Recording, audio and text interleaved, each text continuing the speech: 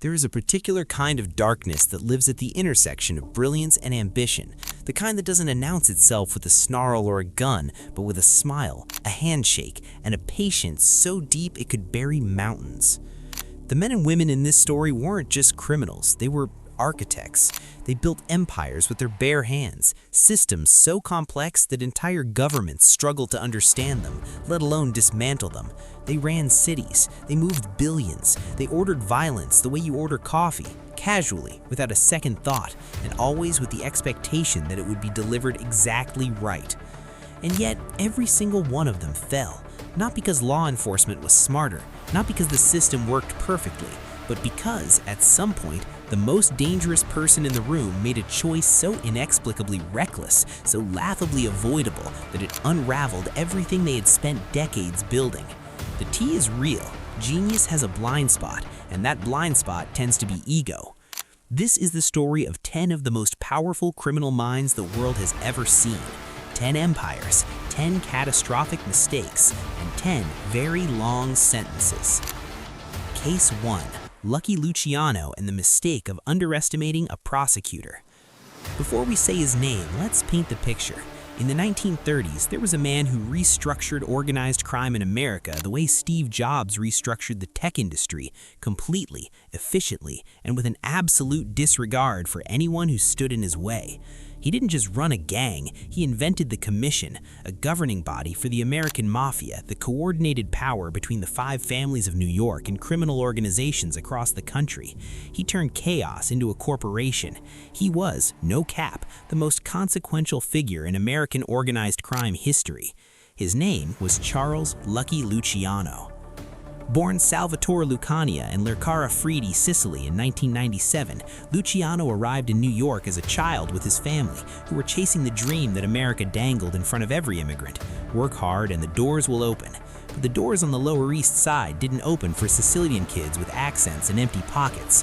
What they found instead was overcrowding, poverty, discrimination, and a neighborhood where the fastest path to eating was also the most dangerous one. Young Salvatore was arrested for the first time at age 10 for shoplifting. By 14, he was running a protection racket, charging Jewish kids a penny a day to escort them through hostile streets. One of those Jewish kids refused to pay and formed his own gang instead. His name was Meyer Lansky. That alliance would define both of their lives.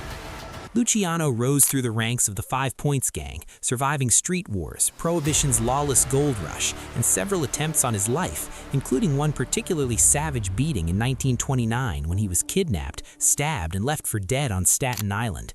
He survived, and the fact that he didn't know who would order the hit didn't slow him down at all.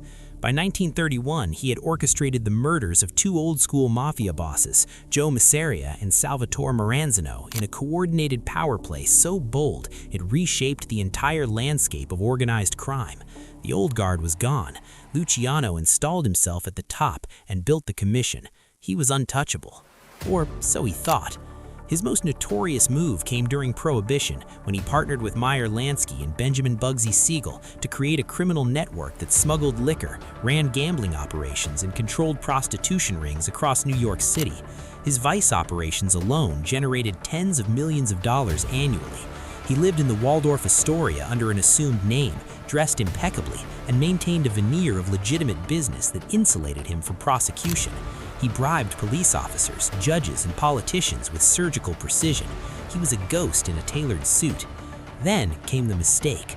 Luciano became so confident in his system, so assured of his insulation, that he began to loosen his grip on the prostitution operations he technically oversaw. He delegated management to bookers and madams without maintaining the kind of distance that would protect him legally. Meanwhile, a tenacious young special prosecutor named Thomas Dewey had been assigned specifically to bring Luciano down. Dewey was relentless. He flipped prostitutes, bookers, and low-level operators one by one, building a chain of testimony that linked the vice operations directly back to Luciano. And because Luciano had been so complacent in his sense of invincibility, he had never truly sanitized that link. In 1936, Charles Lucky Luciano was convicted on 62 counts of compulsory prostitution. He was sentenced to 30 to 50 years in prison. the man who had restructured American organized crime, who had survived stabbings and shootings in the chaos of Prohibition, was undone not by a bullet, but by a paper trail he forgot to shred. Cooked, honestly. He was eventually released in 1946 and deported to Italy, where he died of a heart attack at Naples Airport in 1962. His legacy, though, never left. The commission he built continued operating for decades after his death, making Lucky Luciano, even from exile, one of the most influential criminal figures in modern history. Hey, if you're learning something and you're hooked on this story, hit that subscribe button right now. We put out deep dive true crime content every week, and the channel only stays alive if you're a part of it. No cap, your subscription is the whole reason we can keep doing this. Case 2. Al Capone and the tax return that sealed his fate. Picture a man who ran an entire city, not metaphorically, literally. In 1920 Chicago, there was a crime boss so powerful that he effectively controlled the police department, the judiciary, the city government, and the flow of alcohol across an entire region. He threw lavish parties that were attended by celebrities, politicians, and the very law enforcement officers who were supposed to arrest him. His soup kitchens fed thousands during the Great Depression, and the press covered him like a rock star.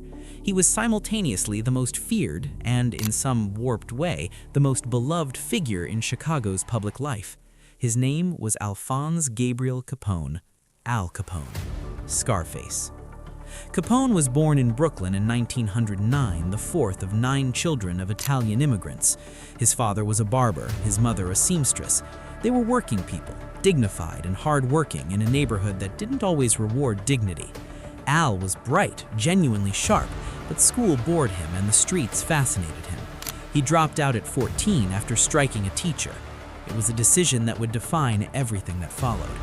He fell in with the 5 Points gang, the same orbit that had shaped Luciano, and was mentored by Johnny Torrio, one of the most calculating criminal minds of the era.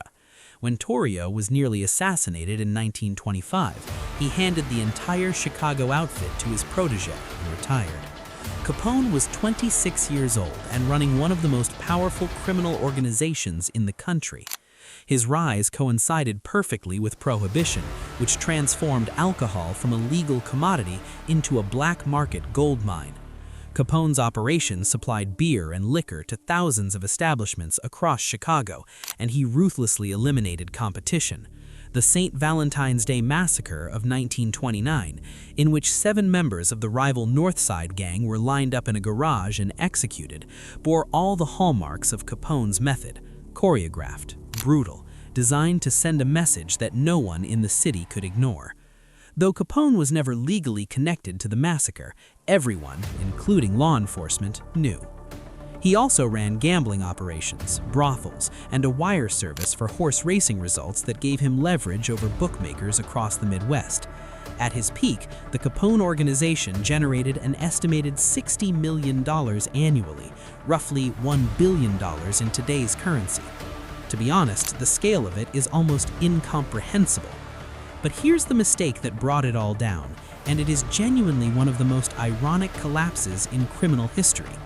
Capone had successfully corrupted so many officials and intimidated so many witnesses that traditional prosecution was nearly impossible. The FBI, led by J. Edgar Hoover, couldn't touch him. Local law enforcement was in his pocket. He had beaten murder charges, assault charges, and countless other accusations through a combination of bribery, intimidation, and an army of lawyers. What he never accounted for was the Internal Revenue Service. Capone operated almost entirely in cash. He owned nothing in his own name, but he spent lavishly on hotels, clothes, food, entertainment, and gifts. IRS agents, after years of painstaking forensic accounting, were able to document that Capone was spending far more than he could account for through any legitimate income. They built a case not on violence or vice, but on unreported income. In 1931, Capone was convicted of tax evasion and sentenced to 11 years in federal prison. The most feared gangster in America was taken down by accountants. He served time at Atlanta Federal Penitentiary and then at Alcatraz, where the isolation and the progression of neurosyphilis, a disease he had contracted years earlier and ignored, began to unravel his mind. He was released in 1939, mentally diminished, and died in 1947 at his Palm Island estate in Florida. The empire he had built crumbled without him. The lesson? You can buy a judge, you can intimidate a jury, but you cannot charm a tax return. Case 3. Pablo Escobar and the photograph that became a death sentence. Imagine a man whose personal wealth at its peak was estimated at $30 billion. A man whose cartel was responsible for 80% of the cocaine smuggled into the United States. A man who once offered to pay off Colombia's entire national debt in exchange for no extradition. A man who terrorized an entire country, bombing airports, assassinating presidential candidates, executing judges, and blowing up a commercial airliner mid-flight, and still managed to get himself elected to the Colombian Congress. His name was Pablo Emilio Escobar Gaviria. And yet, despite all of this, for years he evaded capture. He negotiated his own prison terms, built his own prison, La Cathedral, which was more of a luxury compound than a correctional facility, complete with a football pitch, a bar, and a waterfall. He literally ran his criminal empire from inside jail, with the full knowledge of the Colombian government, which was too afraid to confront him directly. The turning point came when Escobar escaped from La Cathedral in 1992 and went fully underground. Colombian authorities, working with the American DEA and a vigilante group called Los Pepes, enemies Escobar had made through years of violence, launched an unprecedented manhunt. Escobar was brilliant at staying hidden. He changed locations constantly, used encrypted communications, and maintained a small, tight circle of trust. But the mistake that ended everything? He called his son. Escobar was devoted to his family, genuinely, deeply devoted, in a way that was at complete odds with the monster he showed the rest of the world. While on the run, he made a phone call to his son Juan Pablo, and that call was traced. Colombian intelligence, using radio triangulation equipment provided by American agencies, pinpointed the location of the call to a middle-class neighborhood in Medellin called Los Olivos. On December 2nd, 1993, one day after his 44th birthday, police surrounded the safe house. In the firefight that followed, Pablo Escobar was killed, shot through the ear, in what authorities ruled a suicide, though many believe he was executed on the spot. The man who had terrorized a continent, who had bent a democratic government to his will, who had accumulated one of the largest personal fortunes in human history, was brought down because he missed his kid and couldn't resist picking up the phone. The tea is genuinely heartbreaking and terrifying at the same time. If this documentary is hitting different for you, and we know it is, show us some love by smashing that like button. It literally costs you nothing, and it means everything to us. Keep the channel going. We've got so much more to show you. Case 4, John Gotti and the Bug Department. There was a man who became the face of the American Mafia in the 1980s, not in spite of the media, but because of it. He courted attention. He wore $2,000 suits. He held court outside his social club in Queens like a king greeting subjects. When he beat federal charges 3 times in a row, the tabloids called him the Teflon Don because nothing stuck. He was charismatic, violent, vain, and for a brief, dazzling period, seemingly invincible. His name was John Joseph Gotti Jr. Gotti grew up in the South Bronx and then in East New York, Brooklyn, the 5th of 13 children in a family that moved constantly to escape poverty. His father worked irregular laboring jobs and struggled to support the family. The neighborhood they lived in was defined by street gangs, and Gotti found his identity in them early. He was tough, loyal to his crew, and possessed of a natural charisma that made men want to follow him. By his teens, he was running with the Fulton Rockaway boys and had caught the attention of Carmine Fatico, a captain in the Gambino crime family. Gotti rose steadily through the ranks, doing time in federal prison for hijacking and using that time to solidify his reputation rather than diminish it.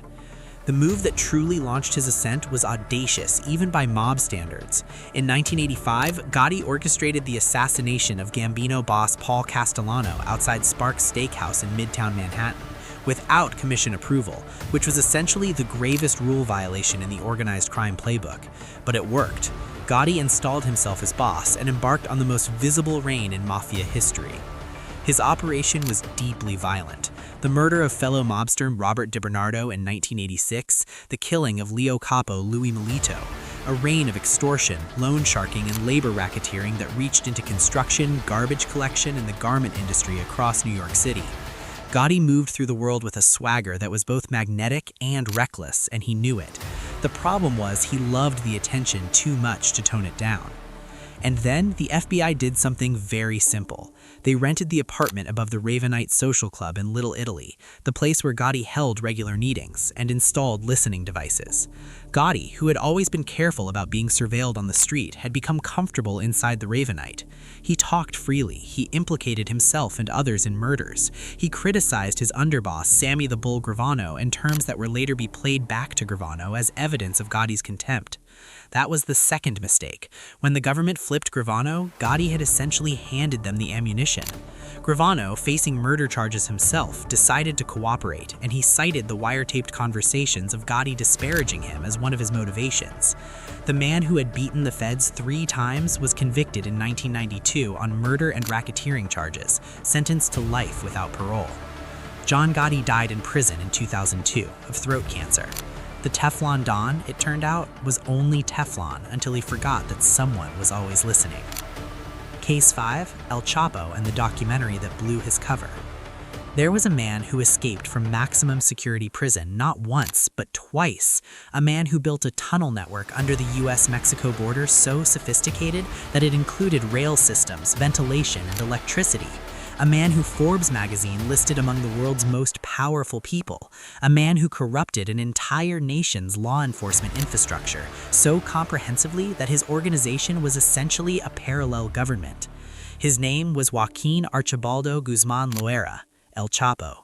He rose through the Guadalajara cartel in the 1980s and survived the cartel's collapse to help found the Sinaloa cartel, an organization that would eventually become the most powerful drug trafficking organization in the world, moving cocaine, heroin, methamphetamine, and fentanyl into the United States at volumes that boggle comprehension.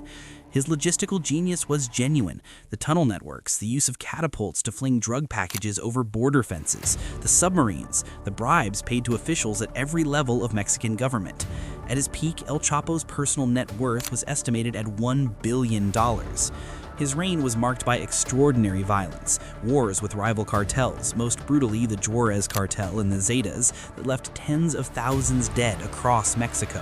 The Sinaloa cartel under his leadership was linked to massacres, beheadings, and acts of terror that turned entire Mexican states into war zones.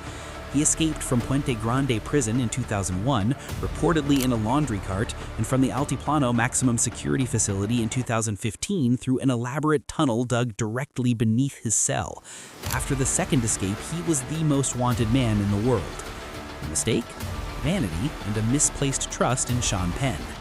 While evading the largest manhunt in Mexican history, El Chapo agreed to participate in a secret meeting with American actor Sean Penn and Mexican actress Kate Del Castillo for the purpose of developing a biopic about his life. The communications required to arrange this meeting, conducted through intermediaries and eventually directly, created a digital trail that Mexican intelligence was able to track. The meeting itself didn't immediately lead to his capture, but the investigation it prompted and the network of contacts it revealed significantly narrowed the search. Mexican Marines captured Guzman in January 2016 in Los Mochis, Sinaloa, following a firefight. He was extradited to the United States in 2017, tried in 2019, and convicted on all 10 counts he faced, including drug trafficking, money laundering, and weapons charges. He was sentenced to life plus 30 years in a supermax facility in Colorado, where he will spend the rest of his days in near total isolation. The man who built tunnels under entire countries is now locked in a box because he wanted a movie made about himself. Cooked doesn't begin to cover it. Okay, real talk. If you've made it this far, you're clearly one of us. Hit subscribe and leave a comment telling us which mob boss shocked you most. Your engagement is literally what keeps this channel running. We see every single comment and we love every one of you. Case 6, Whitey Bulger and the informant who was the FBI. Here was a man who ran the Irish-American Winter Hill Gang in South Boston for decades, controlled the drug trade, extorted businesses, and murdered at least 19 people, all while simultaneously serving as an FBI informant. The sheer audacity of it, the Baroque complexity of the corruption it represented is almost too wild to be fiction. The FBI was protecting its informant by tipping him off to investigations. His rivals were being taken down not just by his gang but by the federal government. For 20 years, Whitey Bulger was untouchable not because he was smarter than law enforcement, but because he was law enforcement, in the most corrupt sense of the phrase. James Joseph Bulger Jr. was born in 1929 in Dorchester, Massachusetts, and grew up in the Old Harbor Housing Project in South Boston. Southie was tribal, insular, and deeply working class, a neighborhood where loyalty to your own was the highest virtue and collaboration with outsiders the worst sin. Bulger's father was disabled, and the family scraped by. Young Whitey ran with street gangs, dropped out of school, and spent time in reform school before graduating to adult crime. He served time in federal prison in the 1950s, including at Atlanta and Alcatraz, and those years sharpened him. When he returned to Boston, he climbed through the Winter Hill Gang with a combination of violence and political savvy, eventually taking over the organization in the late 1970s. His method was predatory and pitiless: extortion of drug dealers, loan sharking, control of the bookmaking operations, and the murder of anyone who posed a threat or crossed a line. Among his most chilling crimes was the murder of Deborah Davis, the young girlfriend of his associate Stevie Flemmi, who was killed to prevent her from talking, and the murder of Brian Halloran, a criminal who had approached the FBI. Ironically, Bulger was tipped off to that approach by his FBI handler, John Connolly, and had Halloran killed in broad daylight on a Boston waterfront. The double game worked for 2 decades, but it could not last forever. Internal investigations within the FBI eventually unraveled the corrupt relationship between Bulger and Connolly. In 1994, Bulger was tipped off, one last time almost certainly by Connolly, that a federal indictment was coming. He disappeared. He spent 16 years on the run, landing on the FBI's 10 Most Wanted list. He was finally located in 2011 in Santa Monica, California, where he had been living under a false identity with his longtime girlfriend, Catherine Grieg. And here's the layer of irony that makes this story almost absurdly poetic. He was found after the FBI aired public service announcements targeting women who might recognize his girlfriend, not him. A former neighbor in Iceland saw the PSA and tipped off authorities. Bulger was 81 years old. He was convicted in 2013 on 31 counts, including 11 murders, and sentenced to life plus 30 years in a Supermax facility in Colorado, where he will spend the rest of his days in near total isolation. The man who built tunnels under entire countries is now locked in a box because he wanted a movie made about himself. Cooked doesn't begin to cover it. Case 7. Griselda Blanco and the custom underwear that started it all. Before we name her, understand the scale. There was a woman who pioneered cocaine trafficking into the United States from Colombia in the 1970s. A woman who was linked to over 200 murders in Miami alone during a period so violent it became known as the Cocaine Cowboys era. A woman who ran a criminal empire from prison, arranged murders from behind bars, and inspired a generation of male traffickers who feared her far more than they feared any man. The godmother of cocaine, the Black Widow. A woman whose ruthlessness was so absolute that even Pablo Escobar reportedly credited her as an influence and showed her genuine deference. Her name was Griselda Blanco. Blanco was born in Cartagena, Colombia in 1943 into grinding poverty. By accounts from people who knew her childhood, she was involved in crime from an extraordinarily young age, allegedly involved in a kidnapping for ransom at just 11 years old. She grew up hard, married young, married again, survived abuse, and emerged from those years with a ferocity that was entirely her own. In the 1960s, she moved to New York and began trafficking cocaine, developing roots and relationships that she would scale massively when she relocated to Miami in the 1970s. Miami, in the late 1970s and early 1980s, was, no cap, a war zone because of her. The Dadeland Mall Massacre of 1979, a shooting inside a crowded shopping mall in which rival traffickers were gunned down by Blanco's hitmen using machine guns, was the most brazen act of cartel violence in American soil to that date. She ran operations from Medellin, coordinating with the Ochoa brothers and early Escobar associates, and moved cocaine into the United States in quantities that fundamentally changed the American drug landscape.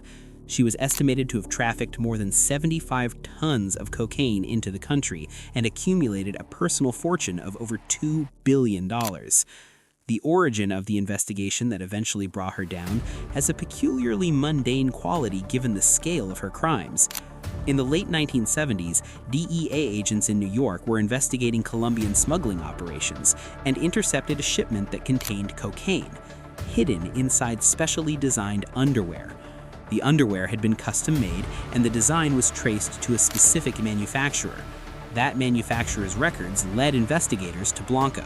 From that thread, an investigation spanning years eventually built enough of a case to indict her. She was arrested in 1985, convicted of drug trafficking and sentenced to 15 years in prison. She served time in a federal facility in California, where she continued to allegedly orchestrate murders of witnesses and rivals from behind bars. She was released in 2004 and deported to Colombia. On September 3, 2012, she was shot and killed by a motorcyclist outside a butcher shop in Medellin. She was 69 years old. The godmother of cocaine, who had ordered hundreds of murders with a word, died in the same way her victims had. There is something almost mythological about that ending. Pause for a second. We're more than halfway through and the stories are only getting wilder. If you haven't subscribed yet, do it now. One tap. That's it. You're already here, you might as well make it official. Case 8. Joaquin El Chapo Guzman Loera's predecessor, Amado Carrillo Fuentes, and the plastic surgery that killed him. He was called the Lord of the Skies, a trafficker so powerful and so operationally sophisticated that he is credited with transforming cocaine trafficking from a boat and car operation into an aviation empire. Under his leadership, the Juarez Cartel operated a fleet of Boeing 727s to transport cocaine from Colombia to Mexico in quantities that redefined what was possible. His personal fortune was estimated at $25 billion. He was considered the most powerful drug lord in the world during the 1990s, eclipsing even Escobar in organizational reach and operational sophistication. His name was Amado Carrillo Fuentes. Carrillo Fuentes was born in 1956 in the village of Guamuchilo, Mexico, the same region that produced so many of the world's most dangerous traffickers. His uncle was a significant trafficker himself, and Carrillo Fuentes entered the trade through family connections, rising through the Guadalajara cartel before eventually taking control of the Juarez cartel in 1993 following the assassination of its previous leader. He was methodical, intelligent, and ruthless, and he had an instinct for logistics that was genuinely extraordinary. Under his control, the Juarez cartel became the preeminent trafficking organization in Mexico, earning an estimated $200 million per week during his peak years. He bribed Mexican officials so comprehensively that the country's top anti-drug official was later found to be on his payroll. He negotiated with Colombian suppliers as an equal. He attended meetings with government ministers. He was a ghost who moved in plain sight, protected by a network of corruption that reached to the highest levels of the Mexican state. The mistake that killed him, quite literally, was an attempt to solve the problem of his fame. By the late 1990s, Carrillo Fuentes was one of the most recognizable and most hunted men in Mexico. He had been photographed, described, and his physical appearance was well known to law enforcement across multiple countries. So he decided to disappear, not by going underground, but by changing his face. He underwent a marathon plastic surgery operation on July 3, 1997, intended to completely alter his features and remove a large portion of body fat. He never woke up. He died during the procedure, and the official cause of death was listed as complications from anesthesia and the extended surgery.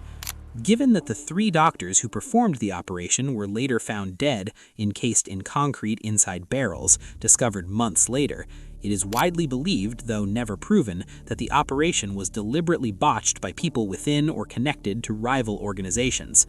The Lord of the Skies, who had survived cartel warfare, government hunts, and the collapse of every organization around him, died on an operating table trying to become someone else. To be honest, the irony is almost Shakespearean. Case 9. Semion Mogilevich and the diamond scam that crossed too many people. Imagine a man the FBI has called the most dangerous mobster in the world. a man who has been implicated in nuclear material smuggling, arms trafficking, contract killing, prostitution, and financial fraud spanning multiple continents. A man with a genius-level IQ who holds an economics degree from Lviv University and used that education to construct financial crime schemes so complex that international investigators spent years simply trying to understand what had happened, let alone prosecuting it. A man who even now lives with remarkable openness in Moscow, protected by his relationship with Russian intelligence. His name is Semion Mogilevich, and he remains, to this day, one of the most extraordinary criminal minds alive. Mogilevich was born in Kiev in 1946, then part of the Soviet Union. He studied economics and was, by all accounts, a genuinely exceptional student. He began his criminal career in the Soviet underground economy, engaging in black market activities and currency speculation. When the Soviet Union collapsed and organized crime exploded across the former Soviet states in the early 1990s, Mogilevich was already positioned, financially sophisticated, internationally connected, and entirely amoral, to become one of the most powerful figures in what became known as the Russian Bratva, the Brotherhood. His enterprises were staggering in their variety and sophistication. He established a money laundering operation through a Canadian company called YBM Magnex International that defrauded investors of hundreds of millions of dollars before its collapse in 1998. He was linked to the Bank of New York scandal, a scheme in which an estimated $7 billion was moved through the bank from Russian sources, much of it connected to organized crime.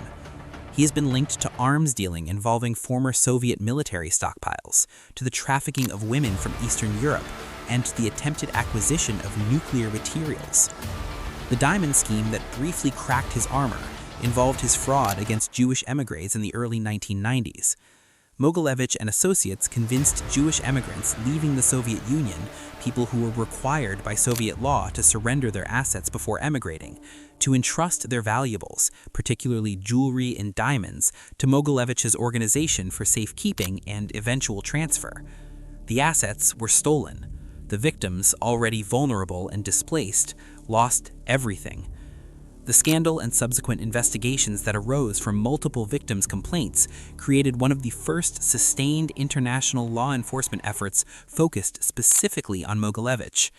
It didn't result in his capture, but it built the architecture of international cooperation that would, years later, result in his brief arrest in Russia in 2008 on tax evasion charges from which he was released within months to no one's great surprise. Mogilevich currently lives in Moscow. He was removed from the FBI's 10 Most Wanted list in 2015, officially because the charges used to place him there had procedural complications, though many analysts believe his protection by Russian state interests makes any real prosecution practically impossible. He represents something genuinely chilling, a criminal who may be too connected to powerful governments to ever face justice. The tea on that situation is extremely dark. Case 10. James Whitey Bulger's spiritual successor, Henry Hill and the big mouth that brought down Lucchese. And finally, we come to a story that is less about a single boss and more about the domino effect of one man's inability to stop talking. A story that is, in some ways, the most quintessentially American crime story ever told, because it ended not with a dramatic manhunt or a brilliant investigator, but with a guy who was genuinely just really, really bad at keeping secrets. Before we say his name, understand the world he inhabited. In the 1960s and 1970s, there was a New York crime family, the Lucchese family, that controlled trucking at JFK Airport, loan sharking across multiple boroughs, gambling operations, and a narcotics trade that reached into every corner of the city. It was a world of extraordinary violence and extraordinary wealth, operating in plain sight, protected by a code of silence, Omerta, that had kept the Mafia insulated from prosecution for generations. Within that world, there was an associate, not even a full member because of his partial Irish heritage, who was trusted with major operations and major secrets. His name was Henry Hill. Henry Hill was born in Brooklyn in 1943, the sixth of 11 children to an Irish father and a Sicilian mother. Growing up in Brownsville, He became obsessed with the neighborhood wise guys, their clothes, their cars, their airless authority. At 11, he was running errands for the local Lucchese crew. By 16, he had been arrested. He never finished high school. The mob was his university, and it taught him everything about making money, spending it, and protecting its source. Hill rose through the Lucchese family's network, participating in the Air France robbery at JFK in 1967, one of the largest cash robberies in American history at the time. He was involved in the Lufthansa heist at JFK in 1978, the largest cash robbery in American history at the time, yielding roughly $5 million. He was trusted, he was connected, he was, by the standards of the life, doing extraordinarily well. But Henry Hill had a problem that no amount of street wisdom could fix. He loved drugs. He loved cocaine specifically, and he had developed a habit that was affecting his judgment in ways that were observable to people around him. He was also dealing drugs, which was explicitly forbidden by the Lucchese hierarchy, and he was doing it in ways that were becoming dangerously visible. Associates began to whisper that Hill was erratic, unreliable. His boss, Paul Vario, distanced himself. Fellow associate Jimmy Burke grew cold. When Hill was arrested in 1980 on drug charges, he had every reason to believe that his former friends might solve the problem of his loose lips permanently. Facing significant prison time, and aware that Jimmy Burke in particular was tying up loose ends related to the Lufthansa heist by murdering participants, Hill made a decision that would echo through organized crime history. He flipped. Henry Hill entered the Witness Protection Program and began talking. He talked about the Air France robbery, the Lufthansa heist, murders, gambling operations, and every corner of the Lucchese family's operations that he had touched. His testimony led to the conviction of multiple significant organized crime figures, including several tied to the Lufthansa heist. Paul Vario was convicted. Jimmy Burke was convicted for an unrelated murder. Hill lived the rest of his life in and out of trouble, expelled from witness protection multiple times for drug use and criminal behavior, and died in 2012 at age 69. His story was immortalized in Martin Scorsese's Goodfellas, one of the greatest films ever made, which means that Henry Hill achieved a kind of fame that actual mob bosses could only dream of. And the bosses whose lives he destroyed, they got prison sentences. The guy who couldn't keep his mouth shut got a movie. Honestly, no cap, that's the most chaotic ending imaginable. Look, we just took you through 10 of the most insane, most dangerous, most brilliant criminals in modern history, and every single one of them fell. If that doesn't make you hit like and subscribe, we genuinely don't know what will. Keep the channel alive, hit the bell, tell a friend. We'll see you in the next one. Closing narration. Here's what 10 stories, 10 empires, and 10 catastrophic mistakes teach us when you lay them all out side by side. It's not that these people were stupid. Most of them were the opposite, operationally brilliant, strategically gifted, and socially intelligent in ways that allowed them to build systems that outlasted their own freedom, and in some cases, their own lives. Luciano restructured American organized crime into a corporate model that persisted for half a century. Pablo Escobar generated more wealth than most nations. Amado Carrillo Fuentes built a logistics network that was genuinely more sophisticated than many legitimate airlines. The mistake was never the obvious one. It was always the human one. The phone call made out of love, the tax return never filed out of arrogance, the conversation held in a room that felt safe but wasn't, the documentary agreed to because the ego wanted the legacy cemented before the end came, the surgery undergone to escape recognition, the drug habit that made a trusted soldier a liability, the PSA that found a woman who recognized a face. These empires didn't fall because law enforcement was infallible or because justice is inevitable. History is too complicated and too brutal to support that comfortable narrative. They fell because the people running them were human beings with human weaknesses, and those weaknesses, when they finally surfaced, were as catastrophic as the crimes themselves. The socioeconomic stories behind these lives are not excuses. Poverty, discrimination, and lack of opportunity do not produce violence deterministically. Millions of people navigate those same circumstances without turning to organized crime. but they are context. They are the conditions in which these particular choices were made, and understanding them makes the stories richer and more honest than simply labeling these people as monsters and moving on. They were human beings who made choices, and those choices had consequences that rippled outward into thousands of other lives, most of which never chose to be touched by any of this at all. The victims, the families destroyed by cartel violence, the communities hollowed out by drug trafficking, the individuals murdered to protect empires that no longer exist, deserve to be centered in any honest accounting of these stories. The gangsters are compelling. The victims are the reason any of this matters. 10 bosses, 10 mistakes, and the reminder worth carrying into every corner of your life that no empire, criminal or otherwise, is ever as permanent as it looks from the inside. Stay curious, stay safe, and we'll see you next time.